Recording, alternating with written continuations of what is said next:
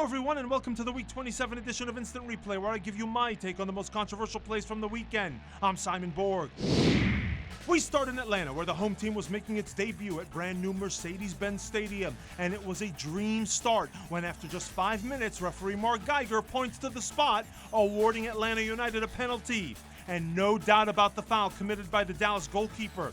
But the video assistant referee, the VAR, who was up in the booth, spotted something no one else on the field did. Atlanta forward Josef Martinez was offside on the through ball, and Geiger doesn't even have to go to the sideline monitor to watch it. He takes the word of the VAR, he waves off the penalty, and play resumes with a Dallas free kick at the spot of the offside infraction. A tight call, but the correct one, and for my money, that's the best call of the week. Now, Atlanta were hoping for a second crack at a penalty call in the 33rd minute. That's when Miguel Almiron was weaving his way into the box, and he took a tumble after Dallas center back Walker Zimmerman stuck his leg out to try to poke the ball away. And when I watch this replay, I see a penalty kick, but Geiger wasn't buying it. Who needs the penalty kicks if you're Atlanta? The Five Stripes win 3-0. Toronto's Josie Altidore had 2 goals in his team's 4-0 rout of San Jose, but this was not one of them. It's the 6th minute, and the goal is called back for offside. As you see from the replay here, that was the right call by assistant Logan Brown, but just barely. The San Jose player at the bottom of your screen in front of the assistant nearly keeps him on. We saw a couple of rough tackles by Quakes players in this one. There was Anibal Godoy lunging into the ball and taking out Toronto's Sebastian Jovinko in the process. Referee Jose Carlos Rivero shows the yellow for reckless play, and I concur. And then on the other side of the halftime break, it was San Jose's Marco Ureña charging into Toronto's Drew Moore. I thought yellow was the right call there too. And the referee opted for a yellow once again, this time for a 72nd minute foul by Earthquakes midfielder Darwin Seren on Marky Delgado. But the video assistant referee, the VAR, signaled down for a potential clear and obvious error. So Rivero took a look at the replays, and he would overturn his original decision, pulling out the red card instead. And there's no argument from me on that. Seren is way late, and he goes in high on the leg. That's definitely a case of serious foul play to me, and an injured Delgado would have to come out of the game just a few minutes later. To a similar play in Houston, where it was Dynamo midfielder Alex applying the crunching tackle on Colorado's Mohamed Sayed. And like his colleague in Toronto, referee Hilario Grajeda showed Alex the yellow card before ultimately opting for a video review. Now, when I look at the replays, I think it's a red card for serious foul play, given the force, the direction, and the point of impact. But Grajeda decides to stick with his on-field decision of a yellow card, and Alex stays in the game, though Sayed had to come off injured. Excellent use of video review in Minnesota, where a penalty was awarded to the home team in the 67th minute for a handball by Philadelphia's Oguchi Onyewu.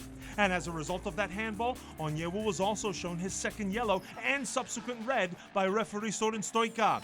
But this penalty kick would get the video review treatment, and the replays revealed the push-off by Minnesota's Michael Boxall on Onyewu, which led to the awkward header attempt and the handball. And as a result, the penalty was overturned and the second yellow was rescinded, meaning Onyewu was able to remain in the game. Play resumed with a free kick at the point of the push, and Onyewu and the Union came away with a 1-1 road draw. To Yankee Stadium, and a 22nd minute play that was controversial only because New York City FC head coach Patrick Vieira mentioned in a halftime interview that he thought this foul by Portland's David Guzman should have been punished with a red card for denial of an obvious goal-scoring opportunity. We had few decisions who went against us, because I believe that Maxi Morales had a really good opportunity to create a chance to be a 1v1 against the goalkeeper. But when I watch the wide-angle replay, I think Portland's Roy Miller is in position to challenge, and so no way is this doxo for me. I thought the yellow from referee Ismail Elfath for stopping a promising attack was the right call. Now, Guzman was sitting on that yellow when he went in like this on Tommy McNamara. There were some who wanted to see a second yellow shown to Guzman for that, but I agree with Elfath on the simple verbal warning. The Timbers got on the board just before halftime at Yankee Stadium, but NYCFC's Andrea Pirlo was appealing for a foul after he had his pocket picked by Portland's Darren Maddox in the lead up to the goal by Diego Valeri. But there's no foul for me from the angles we have. And despite NYCFC's best efforts, that Valeri goal would turn out to be the game winner, although NYCFC supporters were shouting for a penalty in the 90th minute when John Sturzer went down in the box. But I don't see anything illegal from Timbers defender Laris Mabiala. Next up, RFK Stadium and the physical affair between DC and Orlando. And we fast forward to the 23rd minute when there was a hint of a potential elbow to the face by DC's Lucho Acosta on Orlando's Cristian Higuita. And even Acosta is sheepishly looking down at the card in the referee's hand to see if it might be a red. No, it's a yellow, and given Acosta's arm is outstretched and the elbow's not cocked, I'm with referee David Gantar as far as categorizing that as a reckless play. But there were a couple of red cards shown in this game, and both were shown to Orlando players. The first recipient was Orlando's second-half sub Servando Carrasco, who managed to get 2 caution cards in a matter of 4 minutes. The first for time wasting, and then the second for taking out DC's Paul Arriola with this late tackle. And the second sending off was a straight red to Orlando center back Seb Hines for violent conduct after this altercation with DC's Lloyd Sam. But I thought that if Hines deserved a red, so did Sam, who got off with a yellow card. Orlando City won 2-1, but they didn't exactly make it easy on themselves, and moments before going down to 9 men, I thought DC should have had a potential equalizing penalty in stoppage time. That's Kofi Opare going down in the box, and it looks to me from the replays like Orlando's Giles Barnes has his arms all over Opare and prevents him from getting to that cross. But Gantar doesn't call it, and since that's a bit of a judgment call and not necessarily a clear and obvious error, there's no video review.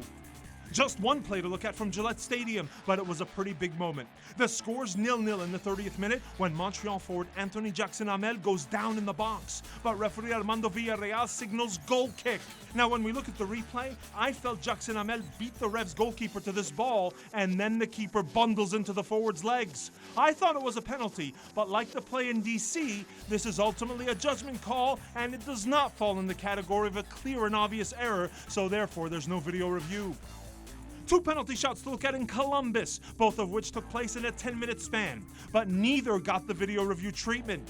First, Sporting KC's Diego Rubio hits the deck after a bump from behind by Crew SC's Yuka Raitala, and that was very, very suspicious to me, but referee Chris Penso was not interested, perhaps feeling Rubio went down a little too easily. Then on the other end of the field, it was Columbus forward Ola Kamara, who was stunned not to get the penalty call, and that's the longest I've ever seen a player hold his mouth agape. But no way that's a penalty. Kamara's the one who sends his leg back into Sporting's Matt Beasler, who does nothing illegal in my opinion. Great no call by Penso. Moving on to the 1-1 draw between the Fire and the Red Bulls, and New York were up 1-0 in the 29th minute when Bradley Wright Phillips thought he had a second goal. But that's a great eye by assistant Eric Weisbrod. BWP is offside and the goal is taken off the board. Just a few minutes later, the Fire thought they were on the board when Michael DeLue hits the back of the net. But referee Alan Kelly had already blown the play dead after he saw a foul committed by Luis Solinac on New York's Aaron Long. Listen to the whistle here. National side, Brandon Vincent with a throw-in. And Kelly had another big decision to make in the 57th minute when Jonathan Campbell takes down Wright Phillips, who's headed in on goal. Is this denial of an obvious goal-scoring opportunity? I think it is, and I think Campbell should have been sent off, because remember, if a dog-so foul happens outside the box, it's a red card whether or not the defender makes a play on the ball. Campbell gets away with a yellow card. And we end in Cascadia, where there was nothing of note in Vancouver, but plenty to talk about in the Sounders-Galaxy match in Seattle. We begin with the 73rd minute foul by Seattle's O'Neal Fisher on LA's Romain Alessandrini. Fisher gets a yellow card for reckless play, but did it warrant something more? When I watch the slow-mo, I personally feel like Fisher left his leg extended to make contact with Alessandrini, so I would have been more harsh and sent him off. But that's my interpretation, and it's not necessarily a clear and obvious error, thus no video review. And Sounders captain Ozzy Alonso could have also probably seen a straight red card after it looks to me like he leads with the elbow when he goes into this tackle on Emma Boateng. He gets a yellow from the referee Fisher. But Drew Fisher would eventually brandish the red card to a Seattle player with 1 minute left in the game when he judges Sounders defender Roman Torres to have committed a dog-so foul outside the box on LA's Jermaine Jones. The replays left many wondering whether there was any contact. Well, when you slow it down here, wait for it, right there! The two knees collide when Torres extends that left leg and Jones is thrown off balance. So there is contact, it's a foul, it's denial of an obvious goal-scoring opportunity, making it a red card. What do you think of that play? Let us know in the comments. In the meantime, that's all we have for now. Until next week, for our editor, Rich Hernandez, I'm Simon Borg. See you next time!